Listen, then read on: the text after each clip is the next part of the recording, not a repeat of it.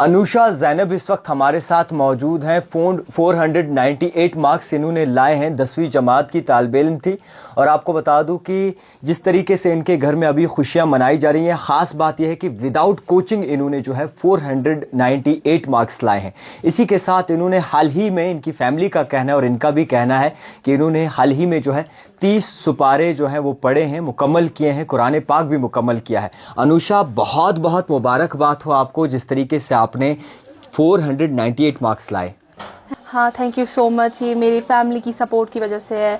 मेरे जो कज़न्स हैं उन लोगों ने मुझे सपोर्ट किया, मेरी मदर है, मेरे या फिर मेरे स्कूल के टीचर्स हैं, उनकी वजह से जो सपोर्ट था और मेरे अंदर एक बिलीफ था, वो लोग मुझ पर एक ट्रस्ट था मेरे ऊपर कि मैं कर सकती हूँ। उन लोगों ने अभी भी अगर मुझे ऐसा लगा कि मैं नहीं कर सकती हूँ, मैं अंडर कॉन्फिडेंट हुई, तो उन लोगों ने हमेशा मुझे सपोर्ट किया। उन लोगों ने मुझे मोटिवेट किया कि नहीं, आप कर सकती हो, आपके अंदर वो पोटेंशियल है। तो हमेशा मेरे को ऐसा रहा कि मेरे को फैमिली की तरफ से, स्कूल की तरफ से बहुत सपोर्ट मिला। तो इसकी वजह से आज मैं यहाँ पहुँची और ये बहुत खुशी का मौका है मेरी फैमिली के लिए और सबके लिए, मेरे लिए। तो पहले जब मुझे पता चली कि रिजल्ट है तो मैं बहुत घबरा गई, क्योंकि सब बच्चों को ऐसा होता है जब कुछ था ना कि रिजल्ट आप निकलेगा 2-3 दिन से कई वक्त से ऐसा हो रहा था कि हम लोगों को पता नहीं चल रही थी रिजल्ट निकलेगा या नहीं होगा। तो उसकी वजह से बहुत बेचैनी हो गई थी सब स्टूडेंट्स में। मेरे दोस्त भी मुझे कॉल करके बता रहे थे।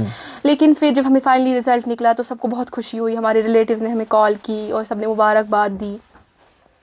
तो मैं ये बताना चाहूँगी कि हम लोगों को अक्सर ऐसा भी हो गया सोसाइटी में कि कोचिंग सेंटर्स के अलावा अभी कुछ नहीं हो सकता। बिल्कुल, सारे सोच रहे हैं इस वक्त स्टूडेंट्स कि कोचिंग सेंटर के बगैर आप अच्छे नंबर्स ला ही नहीं सकते। क्या ये सच है? नहीं, मुझे लगता है अब अगर हम लोग पर्सनली खुद हैंड रिटन नोट्स बना के प्रिपेयर करेंगे, अब मतलब पर्सनली सेल्फ स्टडी करेंगे, और अभी हमारे पास इंटरनेट भी मौजूद है और हम स्कूल से भी, टीचर से भी कुछ मांग सकते हैं। मुझे लगता है जो कोचिंग सेंटर्स होते हैं वहाँ पे जाना कुछ ज़रूरत नहीं है, क्योंकि हम लोगों को जो भी होता है इंसान को फाइनली वो खुद तक होता है कि वो क्या कर सकते हैं। मैंने जैसे पढ़ाई की, मैं खुद पढ़ती थी। जो टाइम मैं कोचिंग में आने जाने में उस सब में लगाती थी, उससे अच्छा था कि मैं घर पे पढ़ के उतने टाइम में रिवाइज कर। बहुत अच्छी बात जो मैंने पढ़ा है उस सबको मैं एक और बार नज़र दूँ, कहाँ पे मुझे लग रहा है कि मेरा वीक पॉइंट है, उस चीज़ को मैं वापस पढ़ सकूँ। और जब मेरे दोस्त मुझे बोलते थे कि आपको भी कोचिंग सेंटर जाना चाहिए, मुझे ऐसा लगता था कि जब मैं 8th क्लास में पढ़ती थी तो तब भी मैंने टॉप पोजीशन सिक्योर की थी। अच्छा अनुषा, ये जानना चाहूँगा कि आपकी फैमिली का कहना है, हाल ही में आपने कुरान पाक भी पूरा मुकम्मल किया है पढ़ के। मुझे लगता है दीन और दुनिया को हमें एक साथ चलाना चाहिए, क्योंकि अगर हम लोग इस सब के बीच में हम अल्लाह ताला को भूल जाएंगे तो फिर क्या फ़ायदा हमें इस दुनिया में इतनी कामयाबियों वगैरह के।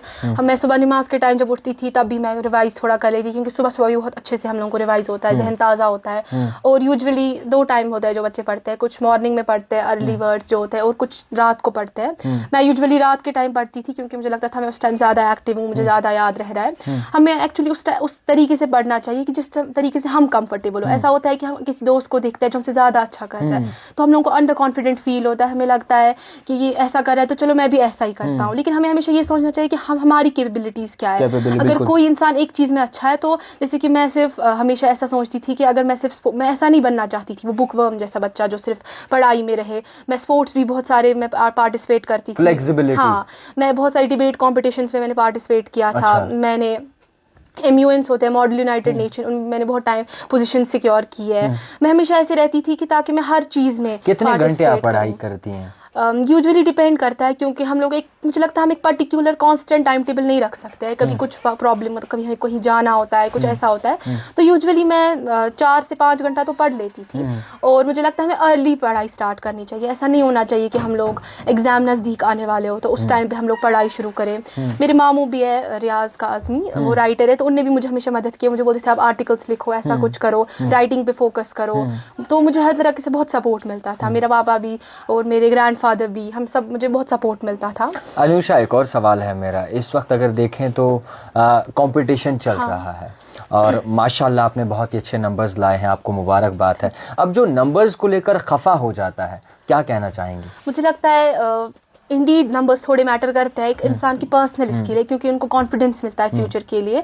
लेकिन अगर कोई बच्चा होता है जिसको ऐसा लगता है कि उसने अच्छे मार्क्स अचीव नहीं किए या फिर वो पीछे रह गए, तो उन लोगों को पुरानी चीज़ों को ही सोचना नहीं चाहिए और आगे अपने फ्यूचर पे फोकस करना चाहिए। और हर टाइम नंबर्स ही मैटर नहीं करते हैं। बहुत सारे ऐसे लोग हैं, हमने देखा है, जो अगर स्टूडेंट मतलब वो पढ़ाई में अच्छे मार्क्स नहीं ला पा रहा है, वो और करियर्स में अपने आप को ही कर सकता है। मैंने देखा है कि कश्मीर में अक्सर 2 ही चीज़ें होती है, डॉक्टर और इंजीनियर, लेकिन बहुत सारे और करियर ऑप्शंस हैं जिनके बारे में हम लोग को पता ही नहीं है। क्या बनना चाहती हैं आप? वैसे तो मैंने अभी नहीं, मैंने बहुत सारे ये देखे हैं, बहुत सारे ऑप्शंस देखे हैं भाई।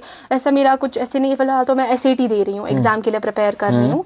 तो उसके बाद मैं किसी टॉप यूनिवर्सिटी में इंशाल्लाह एडमिशन लेने का सोच रही हूँ। उसके बाद मुझे लगता है हमें फॉरेन में बहुत सारी ऐसी जॉब्स है जिनका हाँ पैकेज भी बहुत अच्छा है और हम लोगों के पास अपॉर्चुनिटीज है, लेकिन हम लोग को पता नहीं है उसके बारे में, खबर नहीं है, या फिर हम जानना नहीं चाहते। जी, वैसी बात हो गई है। कश्मीर में ऐसा है कि 3 चीजें रह चुकी है, सिविल सर्विस, डॉक्टर और इंजीनियर। उससे आगे अगर कोई बच्चा तीनों में से आप कुछ बनना चाहेंगे? फिलहाल तो मैंने सिविल सर्विस के बारे में सोचा है एग्जाम देने का, तो देखते हैं हम कहाँ पहुंचेंगे अब आगे। अच्छा, आपके वालिदैन का क्या रवैया था आपके साथ पढ़ाई के वक्त में, और जब रिजल्ट आया तो कैसा हिसाब था? तो मेरे जो वालिदैन थे वो तो बहुत मतलब एंग्शियस थे रिजल्ट को लेकर, क्योंकि उनको पता थी मैं बहुत अच्छा करूंगी। कोई प्रेशर नहीं था उनकी तरफ से, वो जानते थे कि मैं बहुत अच्छा पढ़ती हूँ और मैं मेहनत करती हूँ। सबसे इंपॉर्टेंट चीज़ होती है मेहनत करना। फिर मार्क्स तो हमारी किस्मत और अल्लाह ताला पे डिपेंड करता है, लेकिन आपने मेहनत की वही आपके लिए इंपॉर्टेंट होता है। नॉलेज इंपॉर्टेंट होती है आपने कितनी गेन की। तो मेरे पेरेंट्स बहुत एंग्शियस थे कि क्या होगा, मतलब मेरे से ज़्यादा उन लोगों को फिक्र थी। तो उन लोगों ने मुझे बहुत सपोर्ट किया मेरे पूरे टाइम पे। जब मैंने बोला कि मुझे पढ़ने के लिए ऐसे चाहिए, कोई भी इक्विपमेंट्स, कोई भी चीज़, अंधेरा था तो मैंने बोला इन्वर्टर चाहिए मेरे को, क्योंकि मुझे रात को प्रॉब्लम हो रही है। तो उन लोगों ने अगले दिन ही इन्वर्टर लाया। फिर मैंने बोला कि मुझे लैपटॉप खरीद के दीजिए, तो उन लोगों ने मतलब कुछ ही टाइम में मुझे ये दे दिया। जब भी मैं कुछ जब मैं ऐसा कुछ बोलूँ उनको जो सही हो। क्या कहना चाहेंगी मामा बाबा को? तो उनका बहुत मेरा सपोर्ट था, थैंक यू सो मच उनको। उनने मेरी बहुत मदद की, क्योंकि कभी कभी ऐसा होता है कि आप लो फील करते हो रिजल्ट के टाइम में। मामा को पता नहीं, कल कह रही थी कि पता नहीं क्या होगा, तो मुझे कहती थी आप पॉजिटिव सोचो, नेगेटिव क्यों सोचना है। बिल्कुल। तो ऐसे मोटिवेशन देना है। फिर मेरी सिस्टर है, मेरे कजन्स है, उन सब ने, मेरी मामी वगैरह, उन सब रिएक्शन क्या था जब रिजल्ट आ रहा था? तो पहले तो 1-2 घंटे रिजल्ट ही नहीं आ रहा था। तो मेरे सारे कजन्स और मेरे ननिहाल वाले सुबह को यहाँ आ गए थे, क्योंकि उन्हें पता थी अब रिजल्ट निकलने वाला है। तो पहले तो रिजल्ट ही नहीं निकल रहा था। मैं बहुत एंक्शियस हो गई थी कि क्यों नहीं निकल रहा है। तो फिर हमारे रिलेटिव ने कॉल की, क्योंकि हमारे को वेबसाइट नहीं लोड हो रही थी। तो उन्होंने बोला कैसे 498 है। तो सब लोग बहुत ज्यादा खुश हो गए। मतलब एक्सपेक्टेड कितना था? एक्सपेक्टेड तो मुझे था ही 495 अब, क्योंकि खुद पे मुझे बिलीव था। तो अब फिर अल्लाह ताला तक होता है कि क्या होगा। अच्छा, 3 चीज़ें जो स्टूडेंट को हमेशा फोकस करना चाहिए और कहीं ना कहीं अपने साथ लेकर चलना चाहिए, क्या कहेंगी? मेरे को लगता है पहली चीज़ कॉन्फिडेंस है आपके अंदर। उसके बाद आपको अपने आप पे भरोसा करना चाहिए, तो कॉन्फिडेंस ही हम कहेंगे। और आपको सेल्फ स्टडी करनी चाहिए। आपको कोचिंग सेंटर्स पे किसी और से इंस्पायर नहीं होना चाहिए कि वाह देखो ये कोचिंग सेंटर जा रहा है, इसने इतना बड़ा है, वहाँ पे इतनी हाई फाई क्लास है, ऐसे वह सब चीज़ें हम लोग को उस सब पे हमें ये नहीं फोकस करना चाहिए।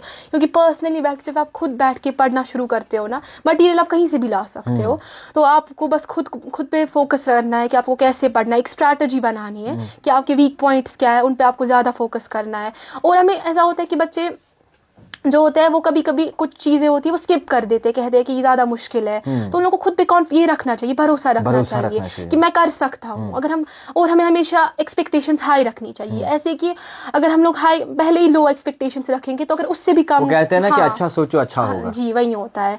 तो हम लोग को और हमें ऑब्वियसली फैमिली, पेरेंट्स, टीचर्स का सपोर्ट, स्कूल की तरफ से भी सुबह मुझे प्रिंसिपल सर, टीचर्स वगैरह कॉल करते हैं। आपने पढ़ाई? मैं ग्रीन वैली से। ग्रीन वैली से कैसा माहौल है? ग्रीन वैली बहुत ज्यादा अच्छा मुझे लगता है। वहाँ पे बहुत ज्यादा हर चीज में एक्स्ट्रा करिकुलम एक्टिविटीज जो होती है, या फिर जो है वक्त के साथ आगे बढ़ रहा है चीज़ सारी। हमारे परसों भी CBSE में फर्स्ट पोजीशन रैंक थी ग्रीन वैली को, तो अब मैंने वापस भी उधर ज्वाइन किया है। तो मुझे लगता है बहुत ज्यादा अच्छे वहाँ पे टीचर्स वगैरह सब लोग, बहुत फ्रेंडली माहौल है। और वहाँ पे मुझे लगता है आपकी बाकी एक्टिविटीज जो होती है, अगर कोई बच्चा मतलब स्टडीज़ में उतना अच्छा नहीं लेकिन उसके पास और कोई स्किल है, कोई फुटबॉल में बहुत ज़्यादा अच्छा है, तो उसको वो अपॉर्चुनिटी मिलती है कि वो शो कर सके। हमें बहुत सारे ऐसी अपॉर्चुनिटीज़ है हमारे स्कूल में कि हम अपना टैलेंट दिखा सके।